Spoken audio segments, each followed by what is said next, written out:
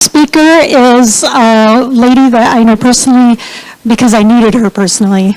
And like Rohan said earlier, I think Dr. Y actually said earlier that therapy is you got to be able to connect and trust. And I had seen multiple therapists without that connection, without improvement and everything, until I met Stacey Davis. And she's going to come and talk to you about some treatment methods that not only has we tried in therapy, but she uses with other people. So Stacey Davis. The down button clicks. I'm going to use this guy. Oh, okay. Oh, hi. I like to move around a lot. So, hi. I'm so happy to be here with you today. Like Lori said, my name is Stacey Davis, and I am a licensed professional counselor. I've been in private practice for a while, since about 2013. Graduated from Western in 2005 with my master's degree, and I love what I do. I absolutely love it. What do I work with in my practice? Honestly, whatever God brings through the door. I've worked with a lot of different issues, different kinds of people, different kinds of therapy mode, and so whatever God brings in the door, I go take a new class. I love to learn. I'm constantly learning, so much so that I love to teach. So I teach at Cornerstone in the psychology department, part-time as an adjunct professor. I also supervise other clinicians, again, because I just love to teach and I love to learn, and that's such a great relationship that I get to be a part of. I also do online therapy because there are some times, like you mentioned, that you just can't get to face-to-face therapy. And so online therapy is a great way to just create opportunity for good mental health. So that's kind of a little bit about me. Let's see. So I have like notes to remind me to keep on track, but I also have these fun slides. So let's go to the next one and talk a little bit about what depression is and what depression is not. Because when Lori asked me to speak today about, coping with depression, my first thing is we have to be on the same page. And I know you got a lot of information about what depression is today, so you're just going to get a little bit more from me, because I want to make sure we're talking the same language when we're talking about how to cope with it even. So we have to kind of understand what depression is. Yes, it's feelings of sadness, but it's more than just having a bad day. I love what the last speaker, Janice, said, kind of like that perpetually bad day. But it's also more. It's just a major change in your life, a loss of energy. I can't get out of bed. Not I don't want to get out of bed, but I can't get out of bed. Change in appetite. Either I'm like constantly eating, and we'll kind of talk about the biology of that, or that I just can't eat at all. Sleep. Your sleep gets disrupted. And when those three things, sleep, energy, appetite, when those things get disrupted, then it becomes almost like cyclical. Like I can't get out of bed, and so I'm not moving my body, so nothing is changing in my biology or in my world. I'm disconnected. And so it becomes like a cyclical. It's like feeding off of each other. Difficulty concentrating. There's some really great science that's coming out that's understanding the psychology and neurobiology of our brains, and how that is really not just, I think I can't concentrate, but really there are biological processes that are happening in your brain that disrupt the learning opportunities and your ability to focus and concentrate. Low energy, have that one on there twice because it's really significant. And when we talk about depression, kind of going off a little bit, our society throws that around a lot. Our teens, I have a 12-year-old and a 16-year-old now at home, and so from their friends and just being involved with their lives, like I know that's thrown around a lot. So there's a little bit difference between major depressive disorder, which is consistent, these things are consistent over longer than a 2-week, over longer than a 2-week period of time, more days than not, than like an adjustment disorder. Like I'm depressed because I had a loss. Normal bereavement can turn into an adjustment disorder with depressed mood. And so we can talk about depression in a lot of different levels. It's kind of like a continuum, right? And you can be way, way over here, and that's where suicidal ideation is. Then you can be over here where I'm just like not enjoying my life right now anymore because it just sucks. So coping skills might be easier to access over here where I'm having a depressive disorder because of a change or an adjustment or a loss. That's the time for intervention, where intervention is going to be most successful. Intervention can happen anywhere along that spectrum, but there are some times where it's more significant than others. So kind of keeping an eye on yourself, and also knowing your loved ones. These are the kind of things to look out for. A loss of sense of self. Like, who am I? We see this a lot with adjustment disorders, especially when there's a major change. Maybe I just graduated from college, or I just lost a job, or my spouse just died. Who am I now? And then irritability. We don't think about this one with depression so much, but this is, if you look in the DSM diagnosis, this is one of those criteria. It's just being irritable, like, ugh, nothing fits right. Nothing is right. Even in my skin, I just don't feel right. And so I'm just crabby. Have you ever had someone be crabby at you? You're like, what is wrong with you? Maybe they're sad. Maybe they're depressed. Maybe there's some questions you can ask. And then feelings of guilt, too. This is a huge one with depression, too, because, first of all, we're going to talk about what depression is not in a second, but it's not a choice. And so a lot of people feel guilty, like, I am so blessed. What is wrong with me? Why can I not just enjoy all these things I have? I have good health. I have a great husband. I have great, healthy kids. Like, why can I not just enjoy my life? And so they suffer with that guilt. And again, it perpetuates and builds off of itself, just like that lack of sleep, food, all that stuff. So depression really, it's a hard cycle to break. It's really hard. But let's talk about what depression is not, because we need to be clear about some things. Depression is not lacking faith. There are many stories in the Bible of people that suffered from depression. In fact, Proverbs 12:25 says, anxiety weighs down the heart, but a kind word cheers it up. And that Hebrew word for weighs down is shatel, might be saying that wrong, which translates to bow down. And so the heart bows down with worry, with anxiety. So we need to understand that depression is not a faith problem. David is talked about as one of the most pivotal characters in the history of our biblical learning. I mean, he went through so much in his life. But in the Psalms, he laments. He laments. He says things like, so my spirit grows faint within me. My heart within me is dismayed. And then later, he says in the same psalm, answer me quickly, Lord, my spirit fails. Do not hide your face from me, or I will be like those who go down to the pit. So friends, depression isn't new. Depression isn't because we have smartphones and Facebook and Instagram and Snapchat. Okay, sure, those things feed it.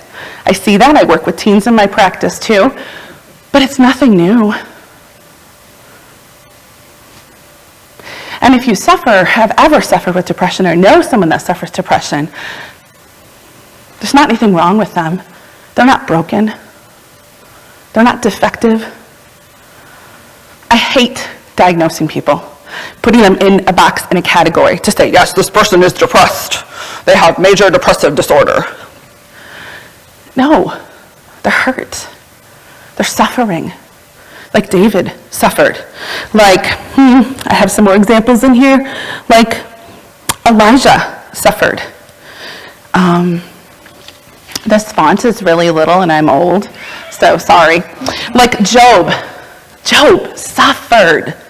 Was it any wonder that he was feeling some depression? Right? Come on, people suffer. Even Moses was grieved over the sin of his people. He suffered. Even Jesus himself, one of the most, I just love, Jesus wept. He wept. He knows. In fact, one of my favorite verses, and I'm not a biblical scholar, so it's somewhere in there, but it says, in this world, you will have trouble. Not you might, maybe you will. If you're unlucky, you might. No, you will have trouble. But take heart, for he's overcome the world. So what else is depression not? It's not a weakness. In my practice, I also work with military members. I told you I work with a lot of different people. And so many military men will come in and not just military men, but men in general. Sorry to pick on you guys, but you mostly don't think that emotions have any value. And so you come in and you're like, I can't feel depressed. I'm a strong guy. And then you cry on my couch and I give you tissue. But that's because it's safe in my office. You see emotion as a weakness. And depression, I can't be depressed again, especially if I'm a Christian man. I'm the leader, the spiritual leader of my household. I can't be depressed. That's a weakness.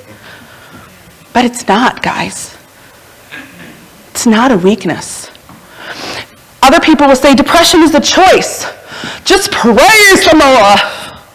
Be thankful some more. And depression will be gone from you. But then you come to church and you're like, well, but it's not. So does that make me not a good Christian? Does that make me not a good believer? Does that make me not a good person? Because I am praying, I am and doing all the right things, and it is still a spirit of depression on me. It's not a choice. Who would choose that? No, I wouldn't choose it. And it's not the same for everyone. So even if yourself, you've suffered with depression, and then you're trying to counsel someone who's suffering from depression, it's not the same. Everybody experiences it a little bit different. Some people can depress and never present with suicidal ideation. Depression is different for everybody. And so in my practice, one of the things that I do is I want to hear your story. Not because I'm a voyeur and I want to know all about your pain, but I just want to kind of understand what the symptoms are like for you. Because those are some of what depression is, but it's different for everybody, and it's not a choice. It's not just feeling sad, kind of talked about that. And again, see, I have it in the beginning and I have it in the end. It's not a spiritual failure, because that's a huge one in working with Christians. And I work in a Christian practice. In fact, I've been blessed my whole professional life to work for Bethany, to work for Cornerstone Christian Counseling, and now to work for Joy Unlimited. So I've been blessed to work in a population with other believers. Not everyone that comes through my door is a believer, but for so many believers that come in and that just have such a hard time acknowledging that they're depressed, because they see it as a spiritual failure, and it's just not. Go read your Bible. It's not. They suffered too. So let's see, what else do I got up here? It's not all in our heads. This is a huge one that I love to talk about, especially when someone comes in and they're having a hard time admitting that they're having some struggles, might be depression. But they're also they're coming in because they have chronic stomach aches. They're coming in because they have chronic migraines, and they just don't know what to do about it. And so educating people about what depression is and what depression is not, and even how depression lives in our body, is a coping skill. To understand that you're not alone, there's nothing wrong with you, and in fact this is a biological process that the last speaker talked a little bit about, is so affirming. It is important to understand that depression is not just a feeling. It impacts us physically, emotionally, spiritually, cognitively. So let's talk about how it impacts us physically. For a lot of people, depression begins somewhere. And where that somewhere is could be different for everybody. It could be genetics. Maybe you have a predisposition. Kind of talked a little bit about that in the last speaker. It could be because we have a stressful situation, and we're going to focus a lot on that. It could be because there's a hormone shift. Maybe you just had a baby, or maybe you're going through menopause. I was just watching the news the other day, and they're talking about postpartum depression in men whose wives just had a baby. Okay, it's not really postpartum depression for them because it's not a chemical, hormonal thing, it's a situational thing, but still, it's a thing. It's a thing. So depression, it's usually born somewhere. I know you had a speaker earlier today on adverse childhood experiences. It could be born there. We may not realize how seeing something at 10 years old can impact us when we're 50 years old. But it can. So, let's talk a little bit about the neurobiology of depression. So again, your last speaker talked about this. I don't know if anybody else talked about this today, but I'm sure they have. We're going to talk about it a little bit more. As we know, there are 3 parts of the brain that are really involved in depression or in stress. And it's the hippocampus, the amygdala, and the prefrontal cortex. There'll be a quiz on that later, because I know you've heard it before. I'm just kidding. So depression, even though it's not all in our head, like our emotions, it starts in our head. The hippocampus is located in the center of the brain. Got a nice little picture for you there. And it stores our memories and regulates the production of a hormone called cortisol. Have you heard about cortisol today? Excellent. So we know that cortisol is inflammatory, right? It inflames our body. Not in the same way that if I get a paper cut and it's red and I have a heartbeat in my thumb, a little bit differently. The body releases cortisol during physical and mental stress, including times of depression. Problems can occur when excessive amounts of cortisol are sent from the brain due to a stressful event. Again, imagine that kid who sees something really traumatic that produces cortisol. And for some of them, that excessive cortisol continues in their body and they stay at that. That becomes a new norm for them. And we know that over a prolonged period of time, cortisol can have major impact in your body. In a healthy brain cells and neurons are produced throughout a person's life in a part of the hippocampus called the dentate gyrus. In people with major depressive disorder, however, the long-term exposure to increased cortisol levels can slow the production of new neurons and cause the neurons in the hippocampus to shrink. And this can lead to memory problems. Like I said, I love to learn, so I listen to podcasts. I'm kind of a geek. Listen to it on the way to work. And I'm listening to this new one that's talking about, I'm not going to be smart enough to cover all of this from my memory, but it's talking about this new neuron, something they're discovering in the brain called the microglia. And what they're discovering is that they thought that the brain did not, what's that called? What's that thing again? Get big, inflame, because, you see, sometimes I wing it, I have notes, but they thought that the brain did it because in other parts of the body, you can see inflammation very readily and easily, right? Like again, I get a paper cut, I can see my fingers red, and it has a heartbeat, but with the brain, I don't see those same things except for in cases of maybe like TBI, traumatic brain injury. But what we now know is things like depression and anxiety, this microglia has very negative impact in your brain. It can actually eat the synapses, right? So that you can't remember things that you used to know. So when you're constantly having this high cortisol level going through your body, it actually changes the chemistry in your brain, which impacts, the brain is responsible for everything. I couldn't stand here and talk without my brain or breathe or move my hands all over like I used to. This is crazy stuff, right? And so knowing and understanding the impact, the physiological impact of depression on your body, sometimes, again, it can just be so healing. Like, I'm not broken. This is just my brain and my body doing what it's supposed to do to protect me. And we're going to get into that in just a second. So the prefrontal cortex, like she talked about, it's in the front of the brain. And when she was talking about those suicide rates in teens, do you know that the prefrontal cortex is not fully developed until about the age 25? Now I know why my kids are so stupid. Gosh! Seriously, I live with a 16-year-old and a 12-year-old, and we take in strays every once in a while from all over the country, or the world, rather. So now I understood when I learned that. As a young therapist, I was like, whoa, This is why 16-year-olds drive like idiots. This is why at 18 we ask you, what do you want to do for the rest of your life? They look at you like, what? Like, seriously. Because their prefrontal lobe is not fully developed. And so, again, when you're depressed, there's an interruption. It's almost like there's like a curtain that goes down between your prefrontal lobe and every other part of your brain. And the amygdala, which is that emotional response place. So I'm not thinking logically. So when I'm telling you, oh, just use these coping skills, just pray. And again, she was talking about that, keep going back and forth between the hippocampus and the amygdala. You can't get to your frontal lobe. So we have to do some interruption of a biological process in order to move someone into a healing space, right? So the amygdala is the part of the brain that facilitates the emotional response, like pleasure and fear. With people with the amygdala, it becomes enlarged. And do you know the amygdala? They're kind of back here. I wish I had some cool brain scans, but I couldn't find any. The amygdala, I have them in a book. Doesn't really work on this.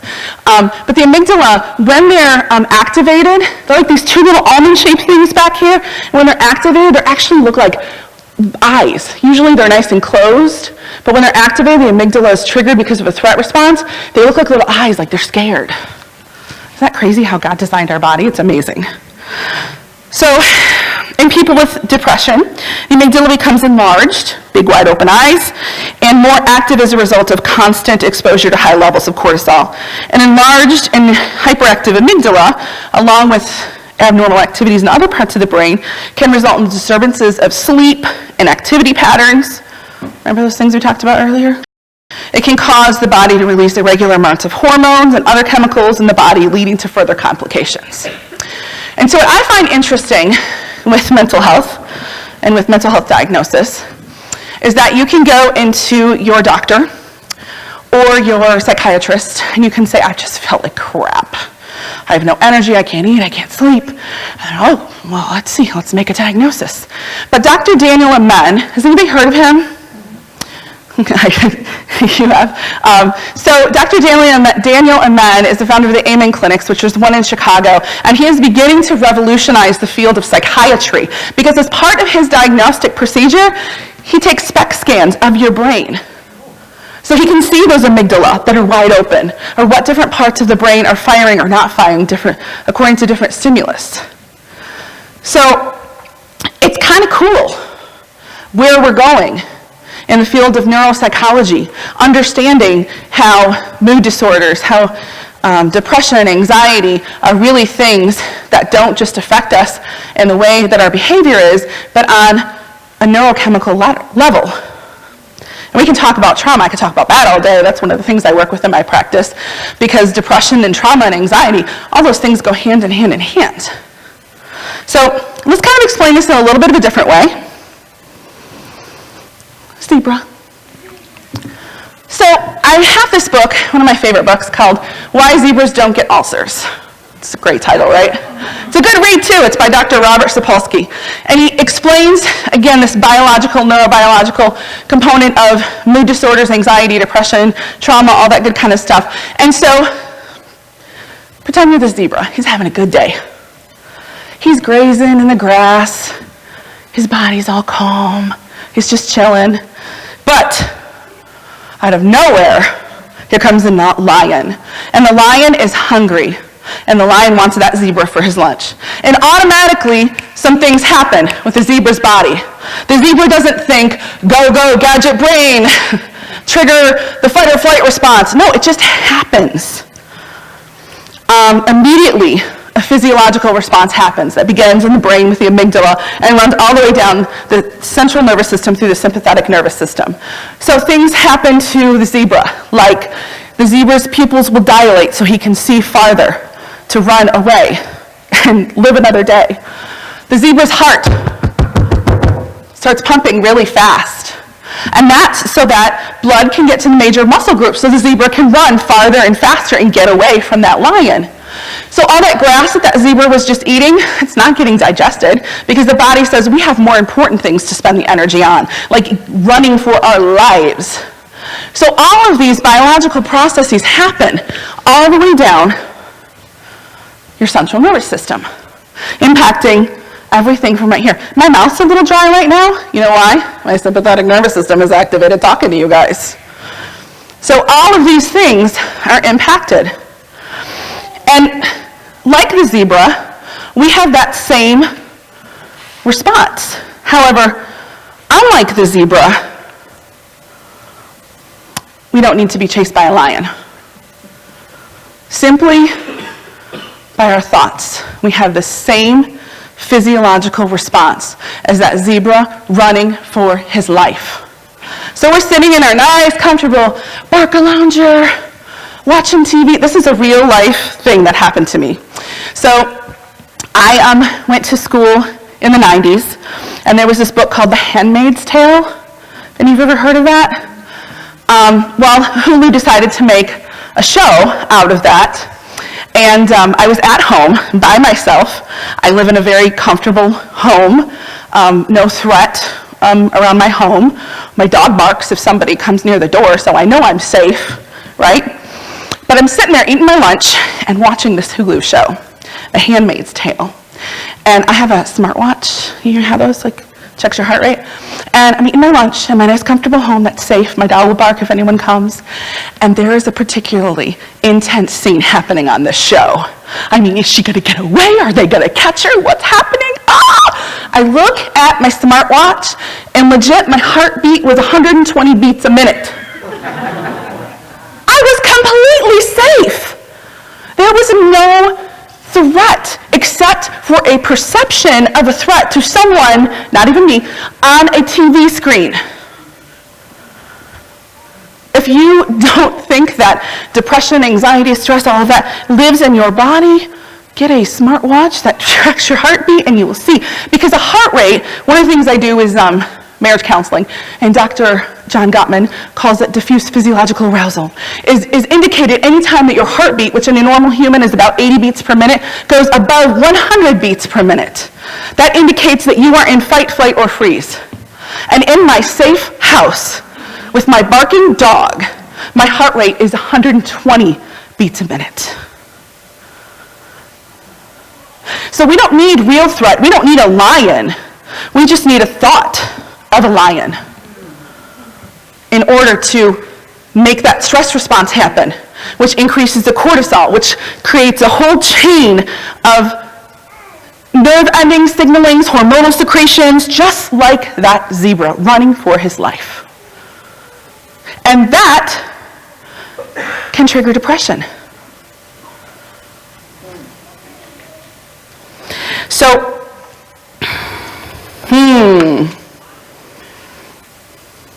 when we're in a depressed state, when we're in a constant threat state, like that zebra, and it doesn't mean that your heart rate has to go up, because you can have some other biological processes happening, like stomach issues or not sleeping, some of those other things we talked about. You don't connect with people. And you know what? One of the things we were made for is connection. So if connection is disrupted because we're stressed, it's not a good recipe. So this is how depression then impacts our cognition, some of our thoughts in life. We all have hurts, right? I mean, we live in a dying and decaying world and dying and decaying bodies. Come on, we all have hurts. Sometimes they're big hurts, sometimes they're little hurts, and sometimes those hurts can live in our body and in our thoughts. There's a great book by Bessel van der Kolk called The Body Keeps the Score, talking about how our body remembers even sometimes when our memories don't.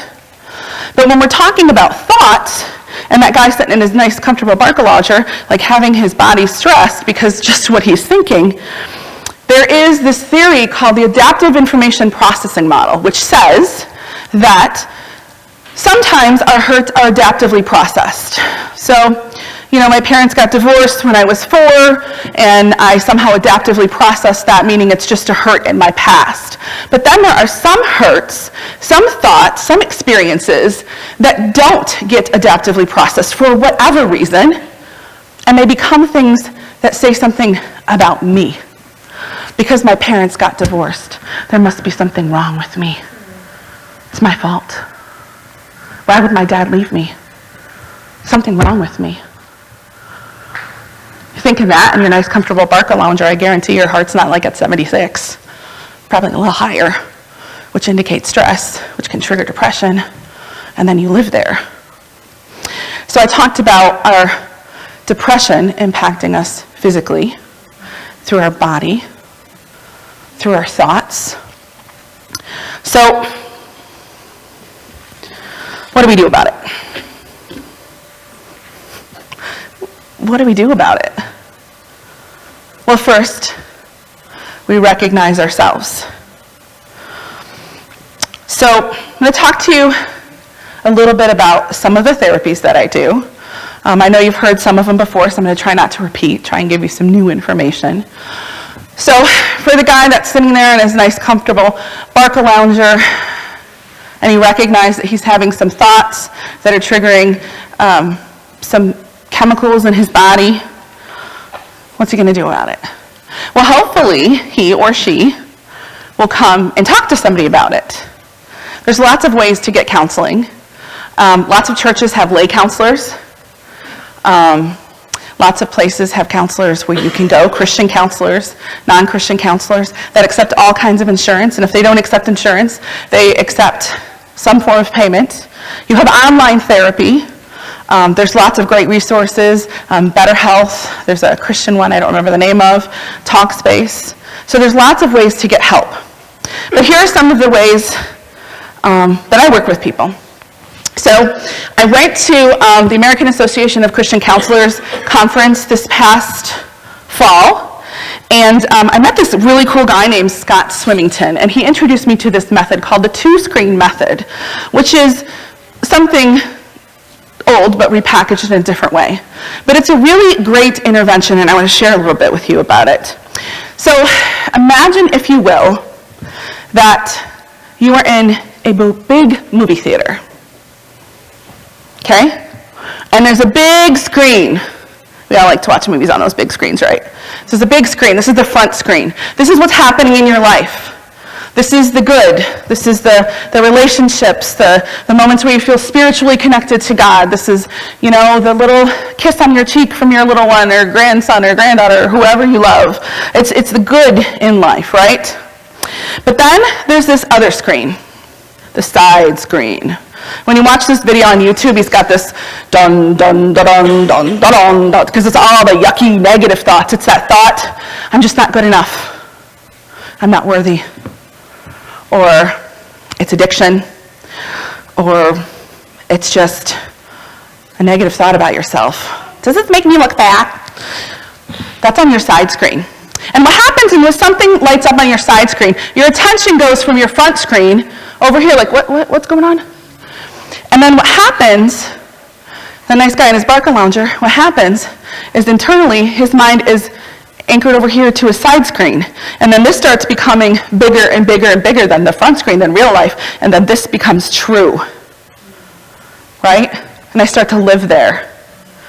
So what the two-screen method does is kind of teaches you a way to recognize, first of all, your negative thoughts in this way, which is, I think, a really great way. But then also how to have a healthy relationship with those thoughts.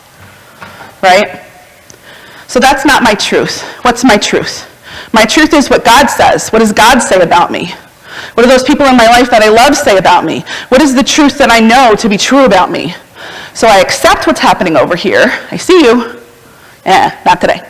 And I anchor myself back to that front screen. So I go, okay, accept and redirect.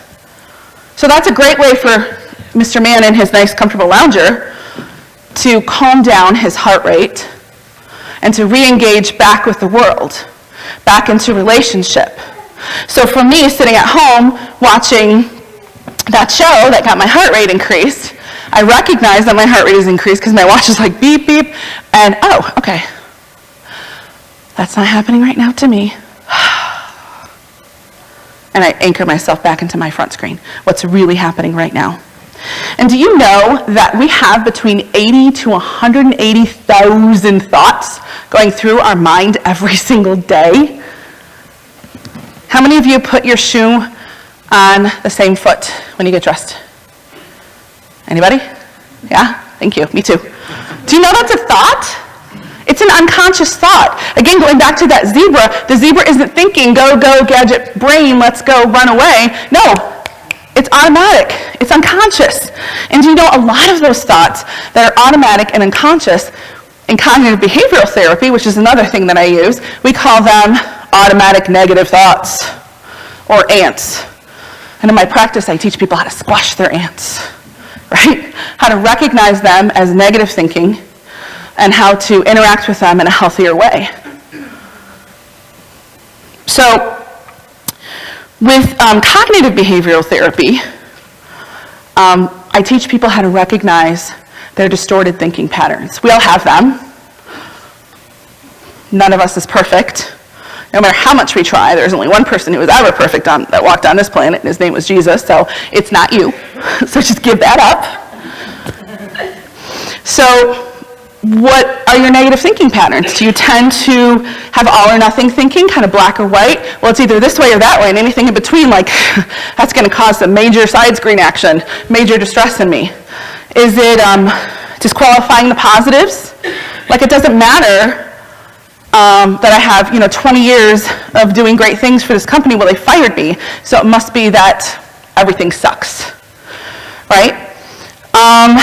Overgeneralization, jumping to conclusions, mind reading. I walk in the room and you guys stop talking. You must be talking about me. Is there something wrong with me? Is there something defective about me? Magnification. Oh, I stubbed my toe. The whole world's out to get me. It's horrible.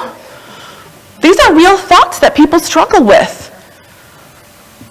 And remember, our thoughts can trigger that biological stress process, which can get us into a cycle of depression. Our thoughts are powerful. I love Henry Ford, one of my favorite quotes. Whether you think you can or think you can't, you're right. Whether you think a lion's chasing you or you don't, you're right. So we have to recognize what our specific thoughts are. What are the potholes that we fall into? What are the thoughts that are on our side screen? What are the distorted cognitions, distorted ways that I interact with people and with the world?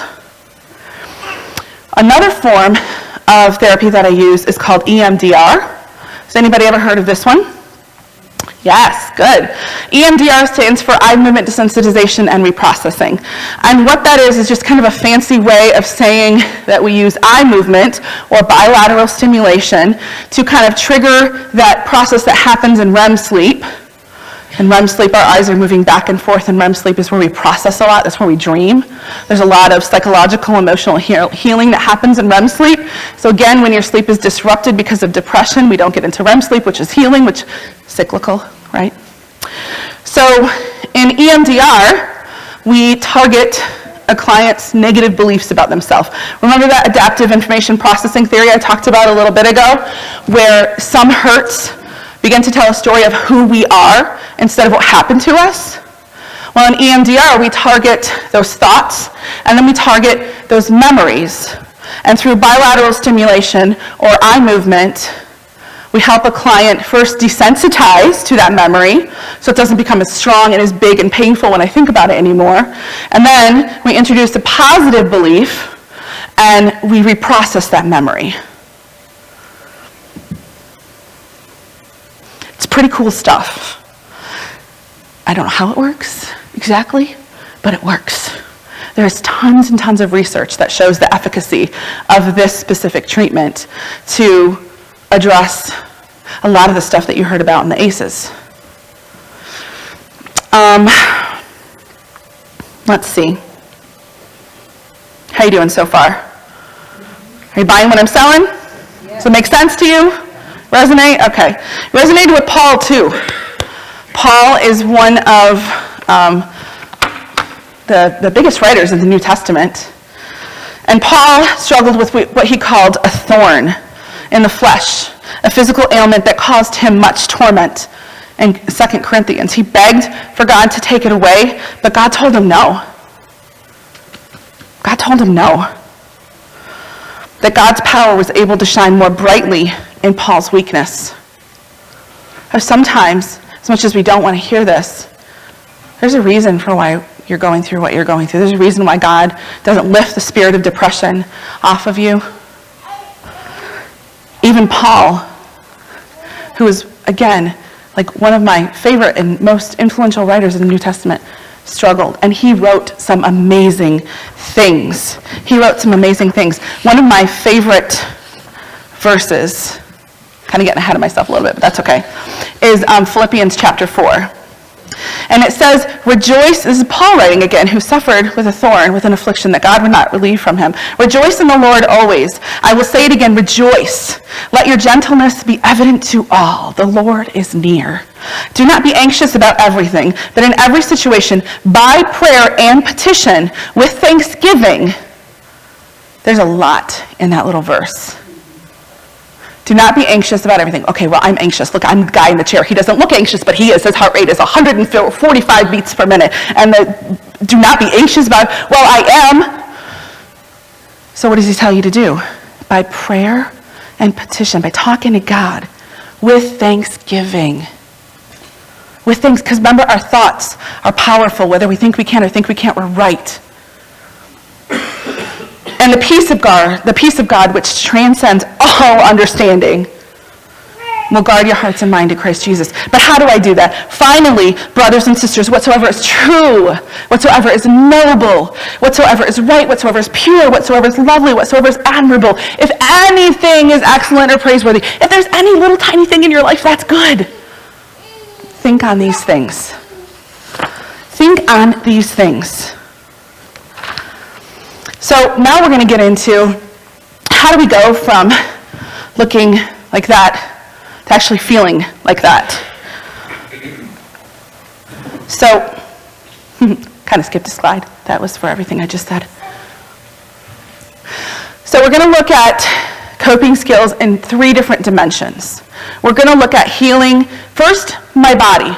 First, the physicality. I have to understand what that physicality is. I have to understand what my zebra response looks like, because again, for everybody it's different. And then I have to address that first. That is the first thing that I do with most people that walk into my room, is I teach them how to address that physiological response that stress, anxiety, depression will create in us. So, again, first you have to figure out what your specific ones are. And then you got to learn how to breathe. How many of us know how to breathe? Everybody, right? Yeah. Okay, but we are pretty much shallow breathers in our lives. Most of us only breathe from here. When I teach people about diaphragmatic breathing or belly breathing, what I'm doing is I'm teaching you how to breathe in a way that activates this thing called the vagus nerve that goes up and down your central nervous system. And when you take a deep diaphragmatic breath from here, from your diaphragm, and then you exhale a lot of carbon dioxide, you actually can stimulate that nerve, which then stimulates your parasympathetic nervous system, your calming, your zebra grazing in the grass part of your nervous system. It stimulates your body. So let's try that. Let's just experiment. Who wants to play with me? Come on, wake up. You just had lunch. You're all tired. I see yawns over there. Come on. All right, so first, put your hands on your chest. And just notice your breathing. Feel your chest rise and fall. Okay? Everybody noticing that? All right, now put your other hands on your stomach, right? This is our diaphragm right here. And this time what I want you to do, I want you to breathe in a nice diaphragmatic breath. So what's going to happen when you do a diaphragmatic breath is this part is going to blow up. And then when you exhale, you're going to push it back into your spine as far as it can go. So let's try that. Let's take a deep breath. Ready?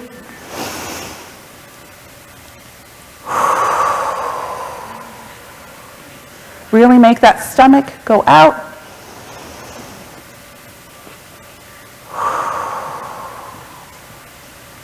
Do you notice a difference in that breath? You can put your hands down. That's how I coach people how to first address the physiological symptoms of depression, is I teach them how to breathe. And I tell them the story. I say, hey, so I'm going to invite you to join my basketball team tonight, and we're going to go play a championship game, but you've never seen a basketball? How do you feel about that? Don't feel so good, right? Because I'm not going to tell you to do that. I'm going to instead teach you how to play, and I'm going to tell you to do what? Practice. Practice. I'm going to tell you to practice. Then I'm going to let you on the court in a real game. Because if I send you out there to do a free throw shot and you've never held a basketball before, it's not going to go so well for you. You're going to miss. And in the same way, diaphragmatic breathing will not always work to calm your body down. Sometimes you will miss. But the more you practice this in your regular and everyday life, the better you will get at, again, recognizing your physical signs of distress or depression and then calming your body down. So you have to practice this in order for it to make a difference in interacting with your emotional life. Make sense? Okay? Another thing I will talk to people about is introducing things in their life that can bring peace and calm into their physical body. So things like yoga. And did you know that there's actually a practice of yoga called yoga faith? Do you know that I know how to do the Lord's Prayer with sun salutation? And then I practice that, not as regularly as I'd like, to be honest, but so things like yoga, like Tai Chi, doing exercises and things that will bring peace and calm into your body and help you to get more in touch with your body. Because one of the things that we see in depression with teens is they have no connection between their emotions, their thoughts, and their body. They're so disconnected, and that is a technology thing. So things like yoga, like Tai Chi, food. We are what we eat. Do you know that the neurotransmitters, norepinephrine, dopamine, serotonin, those are all the good transmitters that we want that promote peace and sleep and rest and relaxation. They all start with amino acid precursors that are in our food. So if we're eating an unhealthy diet, we are more susceptible to depression. You are what you eat. The other thing, which I don't think I put up here, I don't know, is sleep. Again, with teens, I see this so often. Well, what's your sleep like? Oh, I get about 4 hours of sleep. Do you think that impacts how you're feeling? No. Really? Spiritually. Now, we know, again, depression is not a spiritual weakness. It doesn't mean there's anything wrong with you, but certainly exercising our spiritual beliefs can help us cope with those thoughts, with those situations, with that chemical imbalance even that is causing us to be depressed. We can pray because, again, we're wired for connection, and depression disconnects us. So talking to God. When you find yourself not talking to God, and you usually do, here's a sign. Read the Bible. Again, I gave you some examples of where depression is found in the Bible, but again, depression disconnects us, so knowing that we're not alone, and even that some of the major players in the Bible dealt with depression, it's pretty huge. And as for whether or not to take medication on depression, the Bible does not address this specifically, but Jesus in his life and his ministry made it clear that healing and seeking healing is a good thing. He acknowledged the sick needed a doctor in Matthew, and Paul, when he mentions Timothy's chronic stomach ailments, didn't indicate he should suffer in his illness, but rather that he should take measures to alleviate it. So again, read your Bible.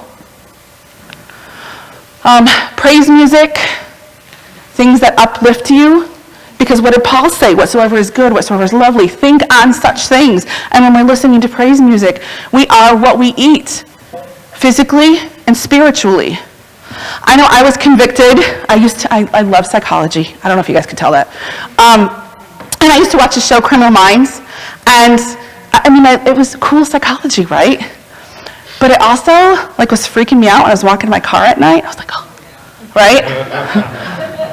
Somebody got to get, right? And so I realized that I was feeding myself For me, and I don't mean to, if any of you watch it, this is no judgment, but for me, it was convicting me that I was not eating something that was spiritually healthy. It was creating fear in me. And how many times does it say do not fear in the Bible? Over 365 days.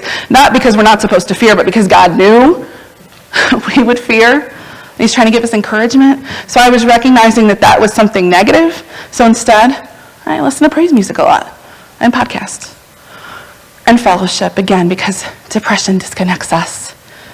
And we need each other. We need fellowship, just breaking bread together, having a meal together. You don't have to really talk about your depression always, but just to be in the same room with other people. How do we cope with it? Cognitively. Cognitive, that's a fancy word for thoughts, in case you didn't get that. Cognitively, we have to recognize what are your lions? What are your lions and where were they born? How do you cut that? How do you disconnect from that?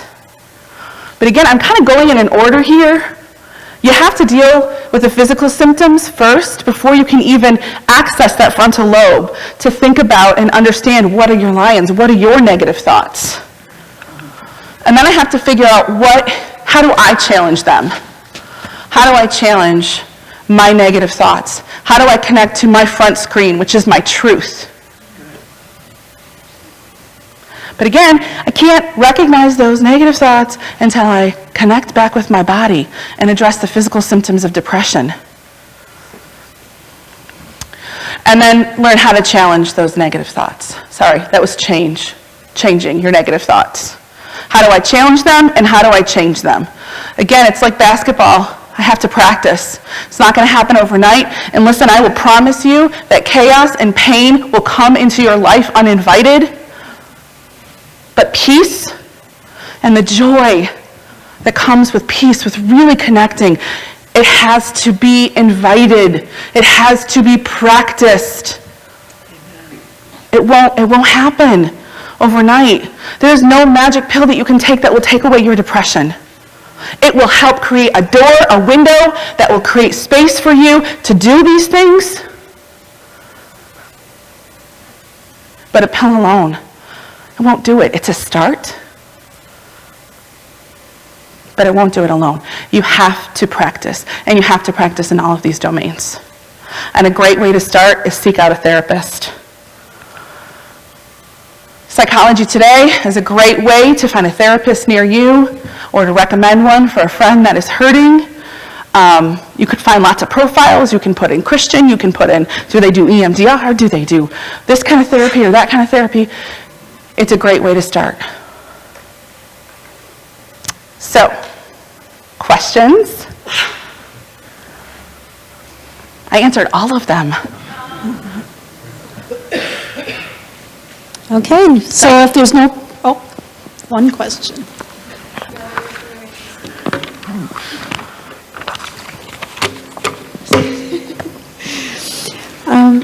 Okay, question. Hi. Thank you very much. That was very informative. And to all the other speakers as well. This has been super great. So, is it possible for someone to do all the things you said, minus the medication, to overcome depression? Absolutely. I have many clients. I have some teens that I work with that really do meet the criteria for major depressive disorder, and their parents are like, nope, no medication. And so we do a lot of the cognitive things. We do a lot of practicing.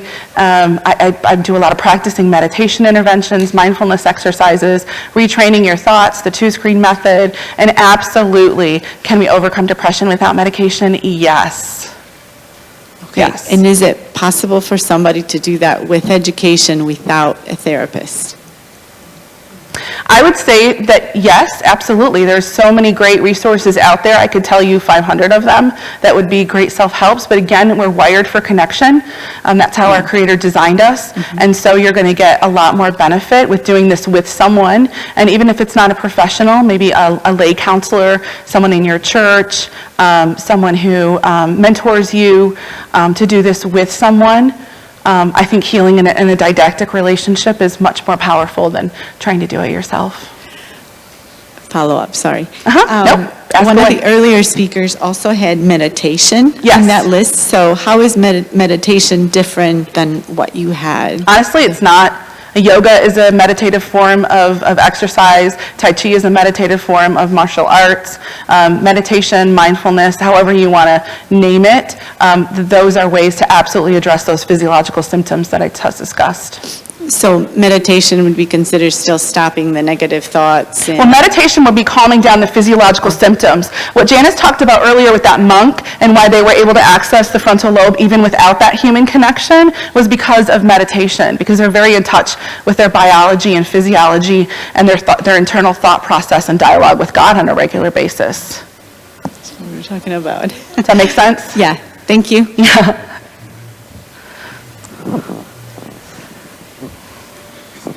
What do you think of EMDR? I mean, have you seen a lot of success with that? Yeah, I use that in my practice, and I absolutely see a lot of success with that. I have people that'll come in with a specific childhood trauma, and we'll go through the whole process of EMDR, and then afterwards I'll say, well, when you think about that time that you stubbed your toe on Grandma's porch, does it bother you anymore? And they're like, no. And every time before we did EMDR, when they thought about stubbing their toe on Grandma's porch, it would make their heart race, and they would get uncomfortable, and their stomach would hurt. It's amazing. But make sure you go to a trained EMDR therapist. What's that? What is EMDR? EMDR is eye movement desensitization and reprocessing.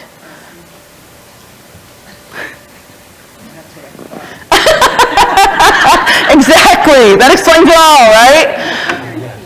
Do some research, read up on it, read up on different therapies. And here's the thing I will tell you too, if you do choose to go to a therapist, again, go on Psychology Today, and any therapist that's worth anything will give you a free phone consultation where you can ask them questions. What mode of therapy do you use? How do you help people heal from depression? Ask questions, be an informed consumer. I always tell people the first time I meet them, hey, this is an interview. You're interviewing me to see if you want to hire me for a job. And it's okay if you don't want to meet with me after today. That's fine. I'll give you some names even of other people. But you have to connect with that person. Any other questions?